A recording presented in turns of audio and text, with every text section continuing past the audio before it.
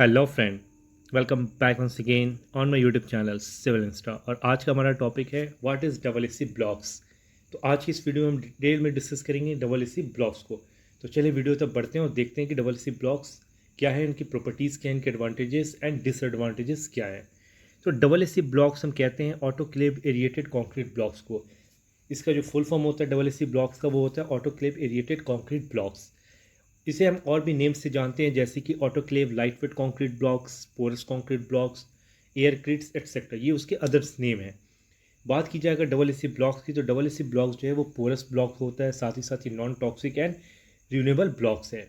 तो सबसे पहले जो AAC ब्लॉक्स है उसका यूज़ किया गया था यूरोप में कंट्री स्वीडन में इसे सबसे पहले इन्वेंट किया गया था। और इसे इन्वेंट किया था स्वीडिश एक आर्किटेक्ट थे जिनका नाम था डॉक्टर जॉन एलेक्स एरिक्सन।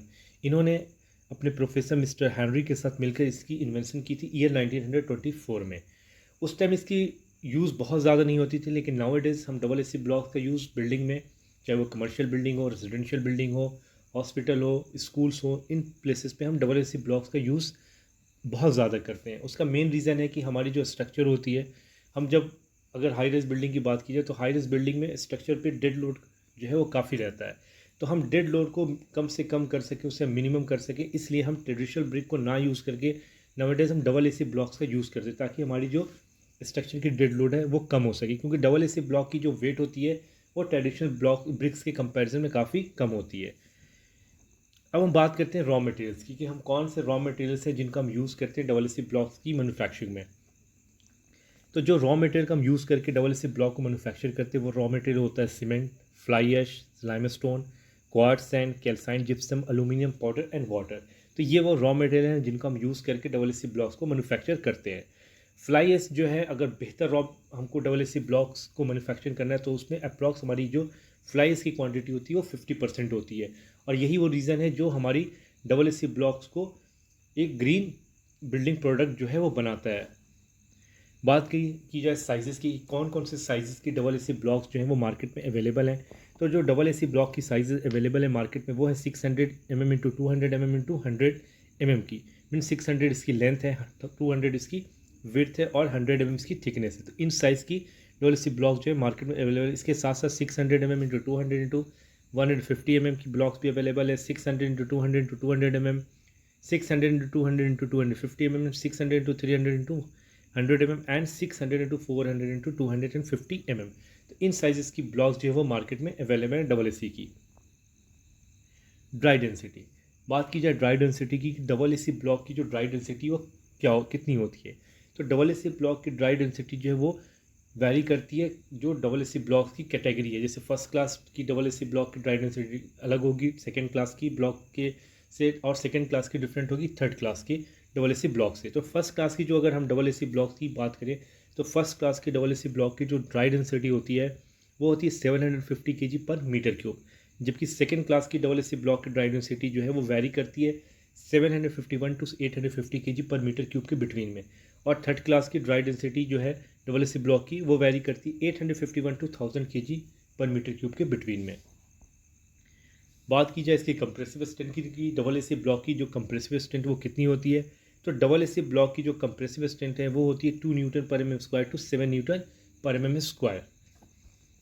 अब बात करते हैं इसकी प्रॉपर्टीज़ की, जैसे थर्मल इंसुलेशन कि AAC ब्लॉक की जो थर्मल इंसुलेशन प्रॉपर्टी वो कैसी होती है। तो AAC ब्लॉक की जो थर्मल इंसुलेशन प्रॉपर्टी वो काफ़ी अच्छी होती है। और जो मेन रीज़न है वो ये है कि जो हमारी AAC ब्लॉक्स होती है उसके अंदर में टाइनी एयर पोर्स जो है और थर्मल मासेस जो है वो प्रेजेंट होता है, जो कि इसकी जो थर्मल इंसुलेशन की जो प्रॉपर्टी उसे इन्हांस करता है। और यही वो रीज़न है कि अगर हम बात करें इलेक्ट्रिसिटी का, तो वो इलेक्ट्रिसिटी अगर हम AAC ब्लॉक से किसी रूम को मैन्युफैक्चर करते हैं जहाँ पे हम AAC ब्लॉक्स का यूज़ करते हैं उसके पार्टीशन में, तो हमारी वहाँ पे इलेक्ट्रिसिटी, स्पेशली अगर हम एयर कंडीशन का यूज़ करते हैं वहाँ पर हमारी इलेक्ट्रिसिटी की जो बिल है उसे हम मिनिमाइज़ कर सकते हैं। रीज़न ये है कि जो हमारी रूम की टेम्परेचर उसको बहुत अच्छे से AAC ब्लॉक जो है वो मेंटेन करता है। ये आउटर जो हमारी क्लाइमेट होती है, जो रूम से बाहर की क्लाइमेट है और रूम के अंदर की क्लाइमेट के बीच में एक बैरियर का काम करता है। और यही वो रीज़न है कि जो AAC ब्लॉक की थर्मल इंसुलेशन की प्रॉपर्टी बाकी ब्लॉक्स और ब्रिक्स के कंपैरिजन में काफ़ी हाई होती है।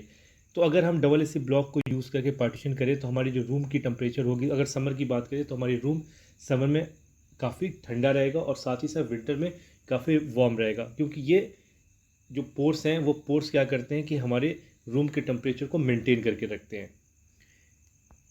नेक्स्ट है fire resistant. Double AC block की जो फायर रेसिस्टेंट की प्रॉपर्टी ये भी काफ़ी अच्छी होती है बाकी ब्लॉक से और ब्रिक से कंपैरिजन में। और ये अगर हम बात करें डबल एसी ब्लॉक की, तो डबल एसी ब्लॉक जो है ये 1600 डिग्री सेल्सियस तक के टेम्परेचर को बियर करता है और हमें 2 to 6 आवर्स की फायर रेसिस्टेंट की जो है वो प्रोवाइड कराता है। Sound insulation.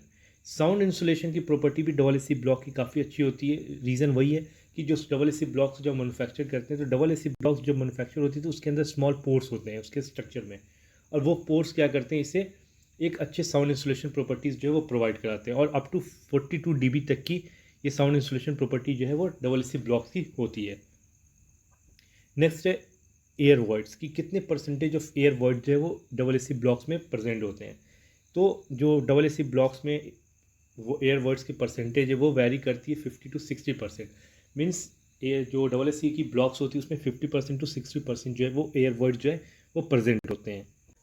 नेक्स्ट है इसके एडवांटेजेस कि डबल एसी ब्लॉक्स के एडवांटेजेस क्या हैं। तो देखें डबल एसी ब्लॉक का जो मेजर एडवांटेज है वो ये है कि ये एक इको फ्रेंडली ब्लॉक है। डबल एसी ब्लॉक्स की मैन्युफैक्चरिंग में हम फ्लाई ऐश का यूज़ करते हैं जो कि एक बाई प्रोडक्ट है जिससे हम पोल्यूशन को कंट्रोल करते हैं। और फ्लाई ऐश क्या है, ये एक ग्रीन प्रोडक्ट है। तो डबल एसी ब्लॉक का यूज़ करने का जो मेन रीज़न है वो यही है कि हम पोल्यूशन को कम कर सकें। तो ये एक इको फ्रेंडली ब्लॉक होता है, साथ ही साथ लाइट इन वेट होता है। अगर हम बात करें इसकी वेट की तो ये ट्रेडिशनल ब्रिक से 3 to 4 टाइम्स इसकी जो वेट है वो कम होती है। और साथ ही साथ अगर बात की जाए कंक्रीट ब्लॉक से कंपेयर करें इसकी वेट को तो कंक्रीट ब्लॉक के कंपैरिजन में 50% इसकी वेट जो है वो कम होती है। फायर रेसिस्टेंट है, ये हमें 2 to 4 आवर तक 2 to 6 आवर तक की रेसिस्टेंट प्रोवाइड करता है फायर के अगेंस्ट में।